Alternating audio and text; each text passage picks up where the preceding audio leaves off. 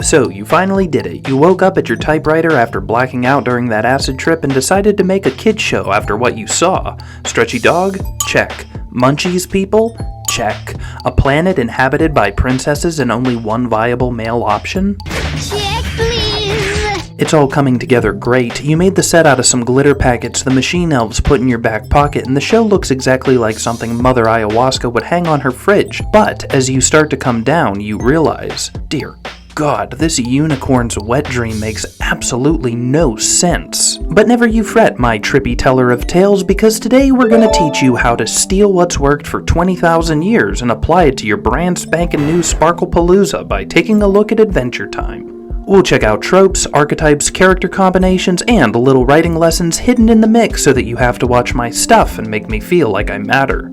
So, let's get this sandwich wagon rollin'.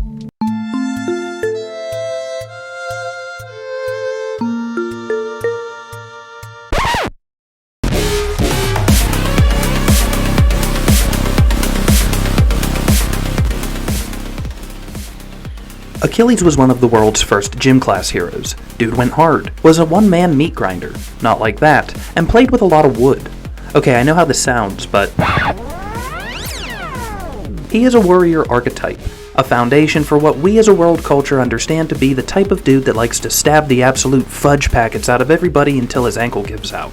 If we really dig into it, there are 5 fundamental archetypes in a myth: the warrior, the searcher, teacher, rebel, and trickster. They have pros and cons. Then we get 4 archetypes each for the masculine and feminine, which can combine with any of these 5. That math approximates to 6 bajillion possibilities. From Zeus impregnating anything with a hole to Mary Poppins sweeping chimneys with children, tropes cover a wild spectrum of character types from ancient myths to modern musicals. The same goes for Oo.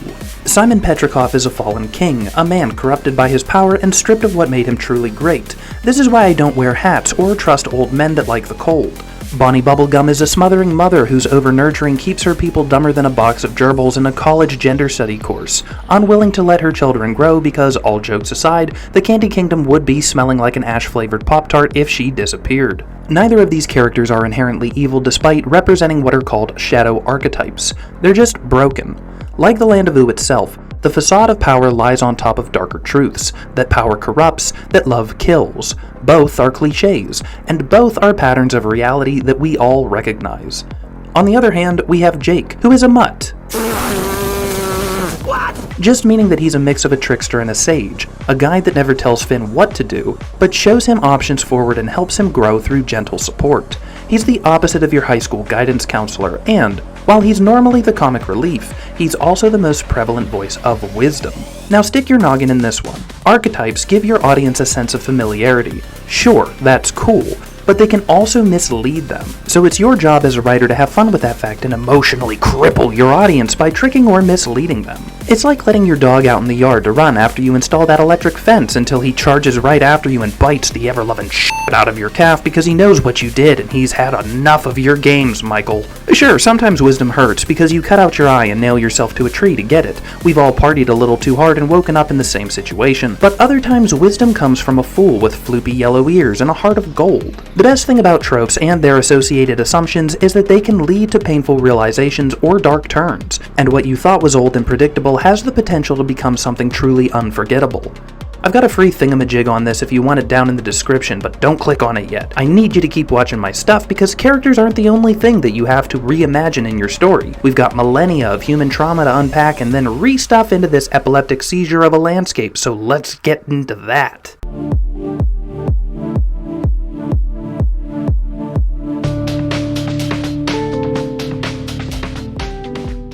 Eden, Ragnarok, and the Great Flood. Humans love it when things go wrong and a lot of people die. It's our guilty pleasure. That fear of the definitive end is our fudge brownie for the soul, and that fudge brownie in Adventure Time is the Great Mushroom War. Now, if you're still writing your story world coming down from your trip, a Great Mushroom War might describe the food poisoning going on in your stomach. But if you're a writer for a kid's show, it refers to an apocalypse myth, and also probably what was going on in the writer's stomach as well.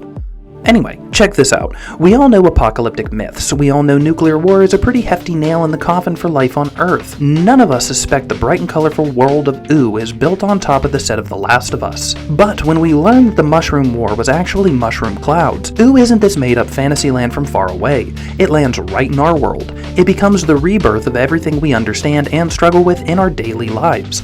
This is great, not for life on fictional Earth, but for our writing careers. From here we can build new beautiful landscapes like flowers blooming out of roadkill, but the scars of the landscape are what give it deep emotional roots. Buried beneath Ooh is a history mankind has obsessed with forever. Somewhere beneath that green grass, rubble, and radioactive waste is me, you, and everyone else that hasn't subscribed to the channel yet. I'll wait.